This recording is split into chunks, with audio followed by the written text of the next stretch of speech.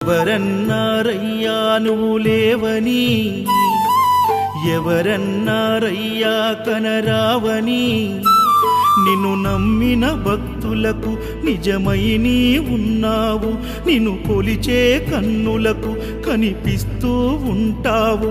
ఎవరేమన్నా అనుకున్నా నిన్ను మరవనయ్యా. శరణమయ్యప్ప స్వామి అయ్యప్ప, శరణాలు మరవలేను విడవలేను అయ్యప్ప.